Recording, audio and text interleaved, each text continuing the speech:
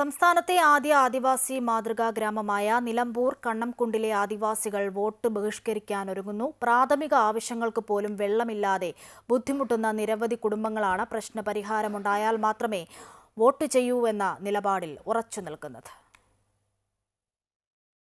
2018 പ്രളയത്തിൽ വീടുകൾ തകർന്ന മലപ്പുറം ചാലിയാർ പഞ്ചായത്തിലെ ആദിവാസി കുടുംബങ്ങൾക്കാണ് കണ്ണംകുണ്ടിൽ മാതൃകാ ഗ്രാമം ഒരുക്കിയത്. 7 ലക്ഷം രൂപ വീതം ചെലവഴിച്ചാണ് 34 കുടുംബങ്ങൾക്ക് വീടുകൾ നിർമ്മിച്ചത്.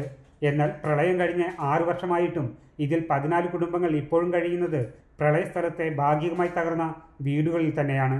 കണ്ണംകുണ്ടിലെ പുതിയ വീട്ടിലേക്ക് വരാൻ ഇവർക്ക് ആഗ്രഹമുണ്ടെങ്കിലും വെള്ളമില്ലാത്തതിനാൽ പഴയ സ്ഥലത്തു തന്നെ തുടരുകയാണ്. ഗ്രാമപഞ്ചായത്ത് അധികൃതർ മുതൽ മന്ത്രി വരെയുള്ളവർ ഉടൻ വെള്ളം എത്തുമെന്ന് പറയാൻ തുടങ്ങിയിട്ട് വർഷങ്ങൾ പിന്നിട്ടെങ്കിലും ഒന്നും നടന്നില്ല. അധികൃതരിൽ ഇനിയും വിശ്വാസമില്ലെന്നും വെള്ളം കിട്ടിയാൽ മാത്രമേ ഇത്തവണ വോട്ട് ചെയ്യൂ എന്നും ആദിവാസികൾ പറയുന്നു.